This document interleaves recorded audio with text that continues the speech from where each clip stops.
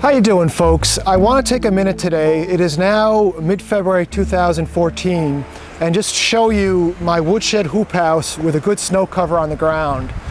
And the first thing I want to say is that it's definitely not perfect. There is some snow on the ground that's touching the wood at the bottom of the shed. So, you know, you're going to get some snow on the bottom of your pile. But for me, I'm really happy with the way this is working out.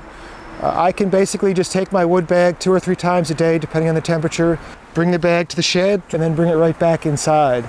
And the thing I also like about the woodshed hoop house is all the wood I'm burning is 1 year seasoned. And I split it in the spring, put it in the shed, and it's really burning very nicely. Because of the design and all the airflow around the wood and the loose stacking method with that hose housing, my wood is drying out really nicely. So I'm very happy with that. Now, some things I might do differently is, the first thing is I'd like to make it a little bit bigger. I've been using, you know, some older wood I found around the yard and burning that. So I didn't really start burning this hard until about a month ago. And I think it needs to be a little bit bigger. But because of the design, it would be very easy to just add some length to the back. So that's something that maybe in the spring when the weather warms or we get a thaw, I'll add a little bit length to the back.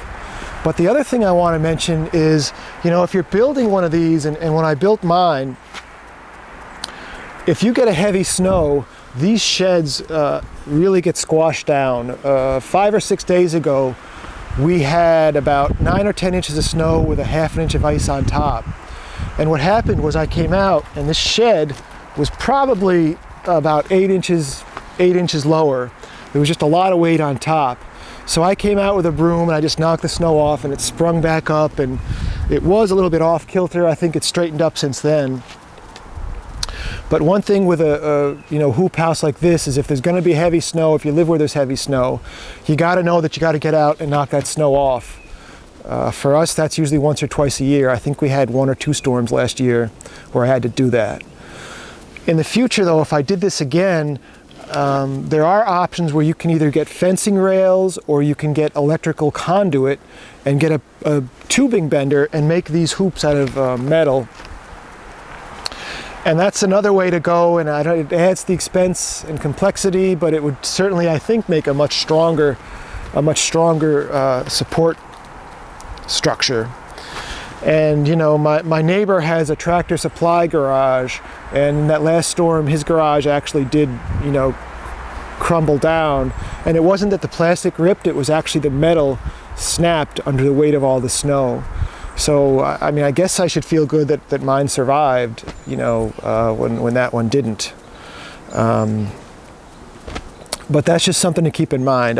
Again, if you're going to get out and brush it off, you're fine. I wouldn't want to be in this if there was like a foot of heavy wet snow on top. I wouldn't want to be inside here getting my wood and then have the thing collapse on me and either, you know, suffocate me or have this plastic snap and hit you, because that would definitely leave a mark. But this is how we're looking, folks. Again, I am very pleased with it. I have no regrets. I think it's a very aesthetically pleasing shed. It's functional and nice looking to me. And the best thing of all is I can bring the wood bag out in 2 minutes, load the wood bag, go back in the house. I didn't fight with a tarp and have snow get on me. I didn't move some plywood. You know, you just come out, get the wood, and you're right back in the house. So here's where we are, folks. It's mid-February 2014, and we're going to burn all the wood, and we're just going to load her up again.